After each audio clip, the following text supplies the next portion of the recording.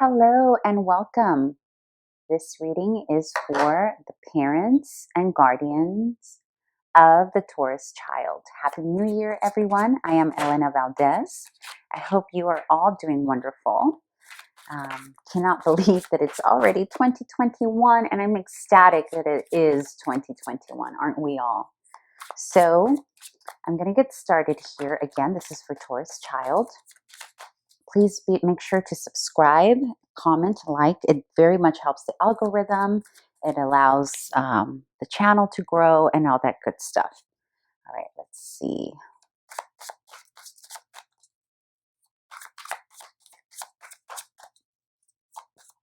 I also want to mention that if any of you are interested in a synastry reading, astrology reading, for you and your child and how you get along, or what it is that your child needs most from you, or what a child just needs in general, astrologically speaking. Get 2 cards there. I can also do that for you if you're interested. Okay, so let's get started. Okay, so the first position that we have here is going to be what your child is experiencing during the month of January. So let's see what that is. Knight of Pentacles. Okay, so first off, your little Taurian is getting a Pentacles card, which already tells me that he or she is in their natural element during the month of January. Pentacles is an earth card, and Taurus is an earth sign, and so already your child is vibrating at the level that they feel comfortable, and you're going to notice that. And the Knight of Pentacles is a slow moving energy, but it's a consistent, methodical, upward motion. So what this tells me is that your child is learning how to comfortably and slowly develop his or her skills, whether it be language, whether it be, whatever it is they're learning in school, if it's math, English, whatever it is that they are learning, or even with their playmates. They're learning their own value and their own place. The Knight is an action suit here. But the thing about the Knight is that it's action, but it's slow action, right? In a grounded kind of way. So this is very beautiful because I know that Taurians have had a little bit of trouble kind of feeling comfortable in their own skin lately in terms of the child energy that I have been picking up. But this is nice because this says that, let's say, for example, that last year your child started a new study, some kind of, let's just use math as an example, or some kind of computer programming.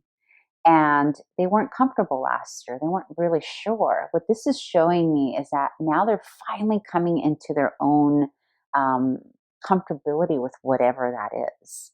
Also, with the comfortability of being themselves, which I think that's the most important. You're going to notice this for those of you who have had some issues with Taurus, maybe not being secure or not being sure in terms of like their peers. I did pick up a couple of months ago, there was this issue happening around Taurus and insecurity with peers, and it could also relate to the fact that everything has changed in the world, right, in terms of how we relate with others because things have been limited with the pandemic. So that could have been the reason why they sort of felt out of kilter. But what's beautiful here is that they're finally coming into their own comfortability. And they're pacing themselves because this is self-directed, right? He's pacing. You see how he's pacing this adorable, I love these cards, this adorable little unicorn elephant, right? He's the one that's directing this little animal to move forward. He's the one this little monster is the one that's saying, okay, a little slower, a little faster. Okay, let's stop here. Let's check out. Let's take a look at this beautiful greenery we're growing here, right? So you're going to notice in January, and you probably already started seeing this in December, but you're going to start noticing that your little Taurus, if you have a child that struggled with security or their self-worth and, speaking up. But when you're going to notice confidence coming in here in January. And that is very, very beautiful. You're also going to notice a steady, this desire and determination to work and focus on something. This could be play, because again, we're talking about different age ranges here, right? You're all going to come here with children, different ages. And so, depending on the reality of your child and their age, this will determine what that thing that they're working towards is. So, it can be determination with playing a specific game. It can be determination towards a class, a math class, an art project, determination towards a new friendship, learning how to use money. This is also a card about learning how to use your money. So maybe you have children, and this is a great time to teach a child about currency. If you, depending on the age of your child, if they've yet to learn, we don't need to wait for the classroom to teach them, right? We can start teaching them ourselves how to use currency and slowly build that knowledge, because Taurus as adults can be wonderful, right, with money, and as children actually. So yeah, this is a great opportunity to teach your child about more tangible things. Also, though, one thing I do want to mention, make sure I make it clear, is that the Knight of Pentacles very heavily relies on nature, very heavily needs to be surrounded by nature. Now, this is something that has been coming up a lot on my readings, especially during 2020. But this card, specifically in the position that it falls in, and specifically because it's both a Knight Pentacles and it's for Taurus, very much screams nature. It necessitates the outlet of nature for to help your child bring more of this energy inward and really access this steady, consistent self-worth, learning at a slow pace, right? Because this is learning at a slow pace, but it's moving forward and actually absorbing the information. So this is a beautiful way for your child to experience January. So great way to start off the year. So let's see what the potential challenge will be or can be. Okay. Okay, this is interesting. Yes. So we have the Page of Wands. And the Page of Wands is about learning how to do something for the first time, or being the apprentice of something new. And in this case, because we're talking about wands, we're talking about raw energy and physicality. Whatever it is we're doing with our bodies here, right? So it can be, the going out in pursuit of whatever this is, and the manner in which we take our bodies towards that, right? And in the manner and the openness that we have to learning these new things that we're learning. So there could be a little conflict here, because this is the challenge position, right? So there could be a conflict here with balancing the earthy, steady, methodical side to the energy, like the actual raw energy your child is feeling inside, like what feels comfortable versus what action they're being required to take. So, for example, let's say that your child is coming into this comfortability that we're talking about, and in that comfortability is taking on new skill sets. So, let's say they're now at a new class or classroom that divvies up subjects, right? So let's say the first half of the day is math and English, what have you. And then there's this other side that requires the physical element, getting outside and playing with the animals, the snails, walking, running, PE, all that stuff. But it's posing a little bit of a challenge, because they don't really want to be in this physical energy of movement, or bit of a faster movement. Although there is a lot of exploration here, and that's beautiful for where your little one is.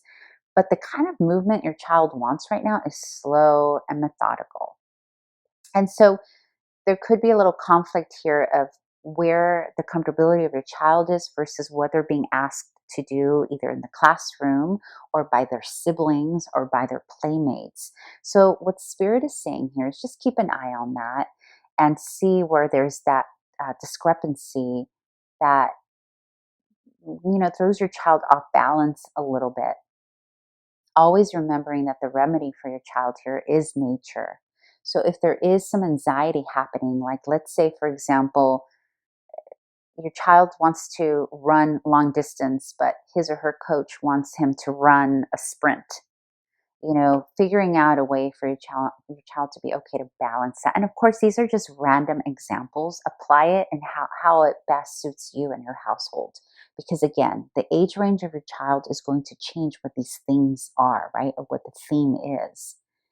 Nevertheless, though, the challenge is going to be figuring out for you, the parent, when and how to insert yourself to enable your child to come into a little bit more of his physical discomfort versus what they're comfortable with. Okay? Hope that makes sense. Okay, so let's see what your child needs most from you this month. Yeah, see? Okay, perfect. Makes sense. Okay, so you got the Ace of Wands. So here's what's beautiful about this. The Ace of Wands is the very, very beginning of the wands, suit of wands, right? And you have the page here as a challenge, yet what your child needs most from you is to take it back to the ABCs of whatever this is. So, for example, perhaps the reason that this here, whatever it is, it could be a project happening in your home, it could be some new game that you bought that seems a little too fast, too quick for your child, too much. What this is saying is that, so for example, let's say that this is step 3 of a game. Your child needs you to go back to step 1 of the game, and allow them to start off slowly at their pace, learning this game or this step before you actually expect them to fully be in this energy. Gosh, I hope that made sense the way I explained that. But basically, your child needs to work at their own pace, and their own pace in the month of January is perhaps slower. But it doesn't mean that they're not getting it, and it doesn't mean that they're not learning and that they're not expanding. It just means that that's how they will absorb the information, the flow, the project, whatever it is that they're doing better. Is if they are allowed by you in partnership. This is you in partnership with your child. Okay, this is two people coming together. It can even be the parents. The parents coming together and helping your child go back. I just got arithmetic. I just heard arithmetic. So, for example, let's say your child is learning multiplications, right? But for some reason, there's a step that's missing. But the classroom is already at step 3 of this multiplication process. Your child needs you, the parents, to partner up and help him or her find what that initial step before this is. Help them understand that, uncode it for them, help them uncode it. And this is a very independent card. So once you actually partner up with the other parent, or you, if you're a single parent, partner up with your child to figure out the missing piece of knowledge that they're missing before they can actually do well in this arena here, there's going to require a little bit of independence. So it's going to be, yes, a partnership. It's you and your child, but your child also needs to be given the room to figure it out on their own with you enabling that process. And once you decode, and let's stick to our example of math, right? Let's say the multiplication process. Once you decode that basic step that was missing for your child to fully grasp the speed of this, then you're golden. Then your child will get it because it'll be at his or her speed. of the Knight of Pentacles. But that's what this is a team effort here. Okay. And probably what I'm picking up is that the team effort is necessary because there's going to be some resistance. There's going to be some resistance for your child, because if your child is being asked to go from comfort to the apprentice that already is learning something but is still at the Ace of Wands, then your child may experience you may experience some resistance from your child. The teacher, the peer, the classmate, the sibling, whomever is involved in whatever this process is going to experience some resistance. This is why it's going to take love, patience, effort. The Two of Cups is about union, and it's about coming together with the element to help it be its best self in love, right? Because remember, we're not talking about the Two of Cups, how it's usually spoken about in terms of an adult situation. We're talking about it from the perspective of a child. So it's going to take a team effort to help your child decode something in order for him or her to comfortably continue moving forward. Okay, that's all I've got for you there. I hope that made sense. And before I close out the reading, I want to go ahead and pull an advice card for you, the parent, from the Light Seers deck. And sometimes the advice card is related to the conflict or the child, but other times it's just an advice card for the parent for that month, or for whomever's listening or watching. Okay, Spirit, what one card for the advice, please, for the parent, guardian of the Taurus child in January. Oh, okay. Oop, that was not it. It's this one.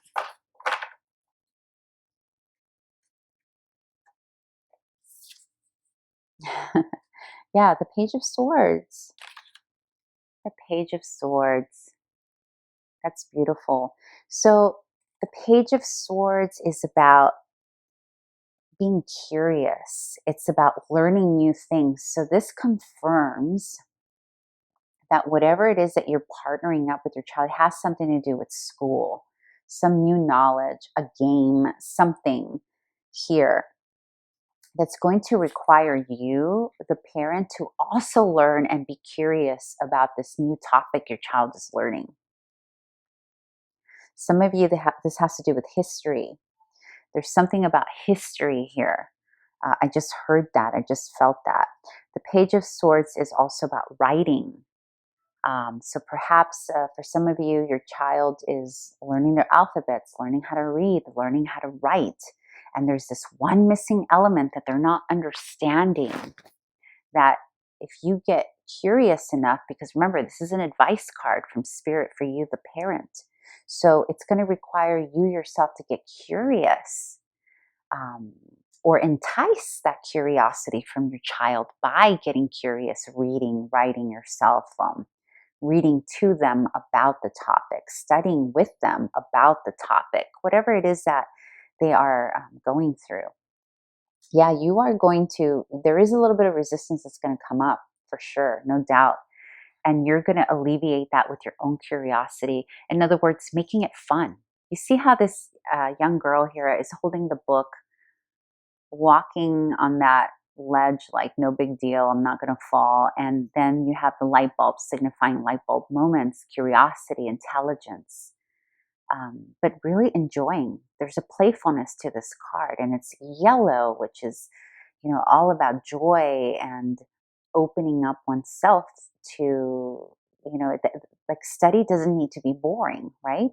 So there's something here the Spirit is saying, the spell in your advice card.